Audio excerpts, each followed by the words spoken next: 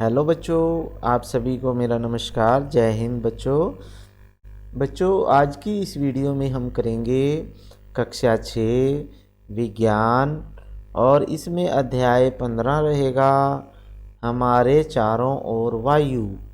तो इस पाठ की इस अध्याय के हम ऑब्जेक्टिव टाइप क्वेश्चन आंसर करेंगे बच्चों, यानी बहुविकल्पीय प्रश्न उत्तर करेंगे। तो बच्चों, अगर आपको ये वीडियो अच्छी लगे आप इसे लाइक ज़रूर कर देना बच्चों। चैनल को सब्सक्राइब भी कर लेना, घंटी के बटन को दबाना ताकि जब भी मैं नई वीडियो डालूं आपके पास सबसे पहले पहुंच जाए। और अपने दोस्तों को भी इसे शेयर करें बच्चों, ठीक है। तो आपने तो चलिए शुरू करते हैं बच्चों। इसमें देखिए जो वायु है उसके बारे में ये रहेगा अध्याय। इसमें है पहला क्वेश्चन, पत्तियों के जलने में से खाली स्थान होता है। जब भी हम पत्तियों को जलाते हैं तो उससे क्या होगा, धुआं होता है, और धुएं से क्या होता है बच्चों, वायु प्रदूषण होता है। ठीक है बच्चों, आगे है क्वेश्चन आपके पास, निम्न में से कौन सी गैस निम्न में से कौन सी गैस दहन क्रिया में सहायता करती है। दहन का मतलब होता है जलाने में, यानी जैसे लकड़ी जलाते हैं, कागज़ जलाते हैं, कुछ भी चीज़ जलाते हैं, हम गैस जलाते हैं तो उसे कहेंगे दहन। तो कौन सी गैस दहन के लिए आवश्यक होती है। तो बच्चों, जब ऑक्सीजन गैस जहाँ भी होगी वो ही हमें वस्तुओं को जलाने में, दहन में सहायता करती है। बिना ऑक्सीजन के कोई भी वस्तु नहीं जल सकती, तो ऑक्सीजन गैस जरूरी है।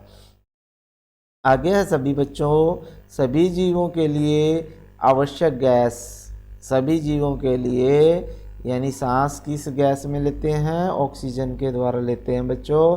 तो ऑक्सीजन गैस सबके लिए आवश्यक है। फिर है प्रकाश संश्लेषण क्रिया में पौधों द्वारा कौन सी गैस उपयोग की जाती है।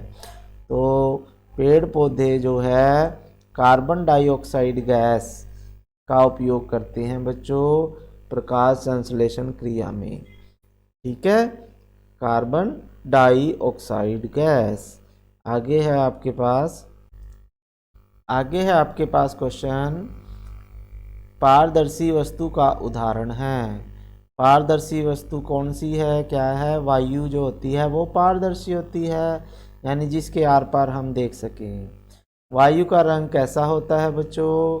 तो वायु का रंग तो कैसा भी नहीं होता, कोई भी रंग नहीं होता, तो उसे हम बोलते हैं रंगहीन, यानी रंग से रहित। कोई भी रंग ना हो तो उसे रंगहीन कहेंगे बच्चों। फिर ऑक्सीजन और नाइट्रोजन वायु का खालिस्तान भाग बनाते हैं।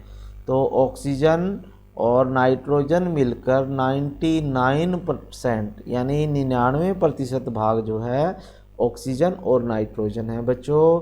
बाकी 1% दूसरी गैसें हैं। ठीक है, ईंधन के दहन से गैस निकलती है। ईंधन के दहन यानी किसी भी वस्तु को जब हम जलाते हैं, लकड़ी को जलाते हैं, कोयले को जलाते हैं, तो उससे कार्बन डाइऑक्साइड गैस बनती है बच्चों। ठीक है, हरे पादपों द्वारा प्रकाश संश्लेषण में उपयोग की जाने वाली गैस, पहले भी क्वेश्चन आ चुका है। तो कौन सी गैस का उपयोग करते हैं पेड़ पौधे, कार्बन डाइऑक्साइड गैस का उपयोग करते हैं। ठीक है, वायु सहायता करती है। वायु किस किस में करती है, नावों के खेने में यानी नावों को चलाने में, पक्षियों और कीटों के उड़ने में, बीजों के बिखरने में।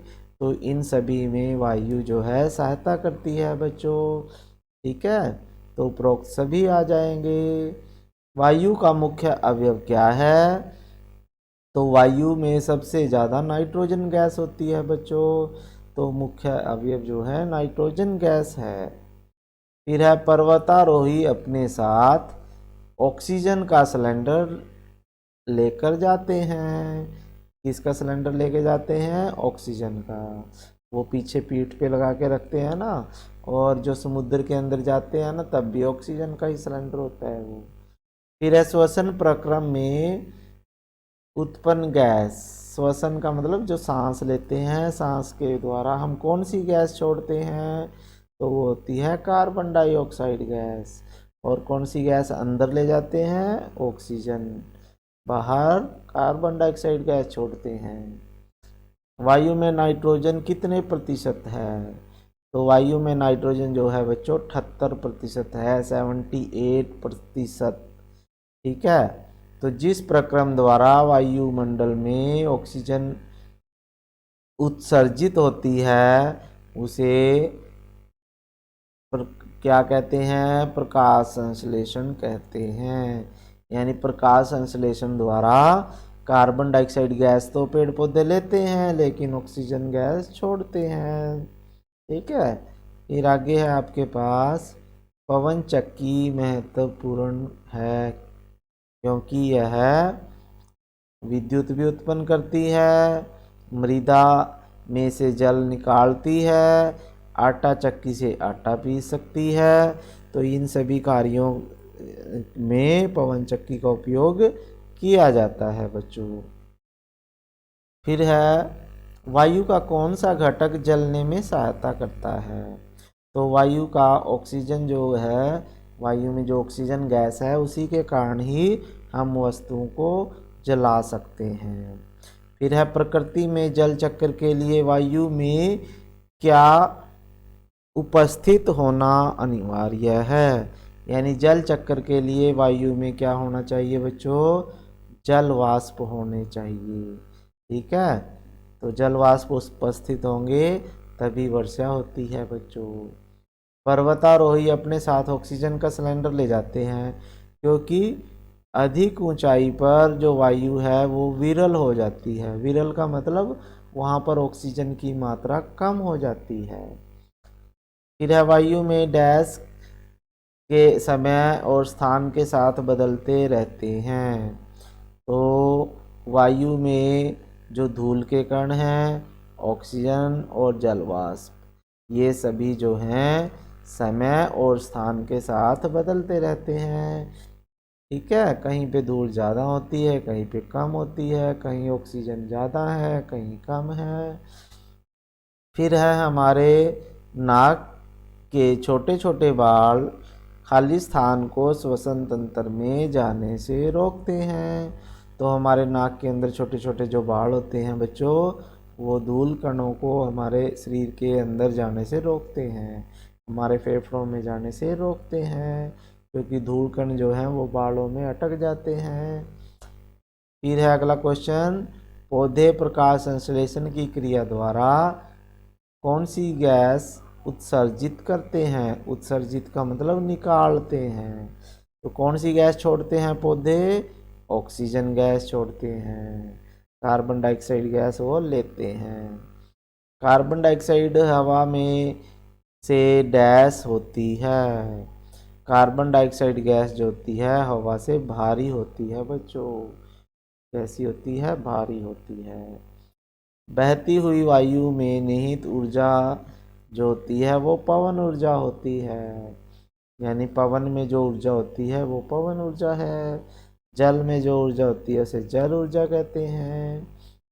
बंद कमरे में किस गैस की उपस्थिति के कारण दम घुटता है, तो बंद कमरे में जो जब कार्बन डाइऑक्साइड गैस हो जाती है तो उसके कारण हमारा दम घुट सकता है। यातायात पुलिसकर्मी मुखौटा पहनते हैं, क्यों पहनते हैं, ताकि वो धूल कण शरीर में जाने से रोक सकें। धूल कणों को रोकने के लिए वो मुखौटा पहनते हैं, यानी मास्क लगाते हैं। ठीक है, आजकल तो सभी मास्क लगाते हैं, तो मास्क लगाने से कम ये तो फ़ायदा है कि धूल कणों को रोकते हैं और जो वायरस है, कीटाणु हैं, वो भी हमारे शरीर में अंदर नहीं जाते। तो फिर है असत्य कथन चुने, तो असत्य कथन इनमें से यही है एक कि जलीय पौधों को ऑक्सीजन की आवश्यकता नहीं होती।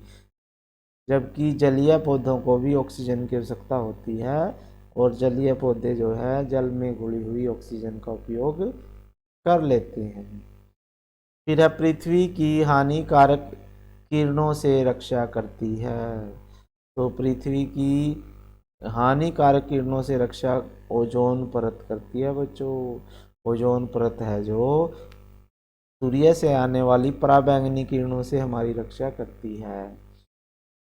तो ओजोन परत अवशोषित करती है। ओजोन परत क्या अवशोषित करती है बच्चों? ओजोन परत अवशोषित करती है पराबैंगनी किरणें, यानी यूवी किरणें भी बोलते हैं, पराबैंगनी किरणें बोलते हैं। पराबैंगनी किरणों के कारण क्या क्या हो सकता है? अनेक बीमारियां हो सकती हैं। त्वचा का कैंसर हो सकता है, मोतियाबिंद हो सकता है, उत्परिवर्तन हो सकते हैं। तो उपरोक्त सभी ये हो सकते हैं। किसके कारण हो सकते हैं बच्चे? किसके कारण हो सकते हैं ये होते हैं ओजोन, ये पराबैंगनी किरणों के कारण।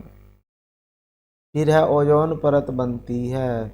ओजोन परत जो है ऑक्सीजन से बनती है। जब ऑक्सीजन के 3 अणु आपस में मिलते हैं O3 बनता है तो उसे ओजोन गैस बनती है। पक्षी, चमगादड़, कीड़े खाली स्थान की उपस्थिति के कारण ही उड़ पाते हैं। तो उड़ने वाली जो चीज़ें हैं वो वायु के कारण ही उड़ते हैं। ठीक है। फिर उसके बाद है केंचुए किस मौसम में पृथ्वी से बाहर आते हैं? तो वो आते हैं वर्षा के समय। जब वर्षा होती है उस समय केंचुए बाहर आते हैं धरती से, मिट्टी से। वायु का गुण क्या है? वायु जो होती है बच्चों, एक तो रंगहीन है, इसका कोई भी रंग नहीं है, पारदर्शी भी होती है, मिश्रण भी है, ये अनेक गैसों का मिश्रण है। तो उपरोक्त सभी इसके आंसर आ जाएंगे। प्रदूषित वायु में सांस लेने से कौन सा रोग हो सकता है? तो प्रदूषित वायु में जब सांस लेते हैं तो उससे दमा हो जाता है, हमें सांस संबंधी रोग लग जाते हैं। स्वाति ने एक दिन अपने बगीचे में घास और पत्तियों पर ओस की बूंदों को देखा। तो उसने दिन के समय किस समय ओस को देखा होगा?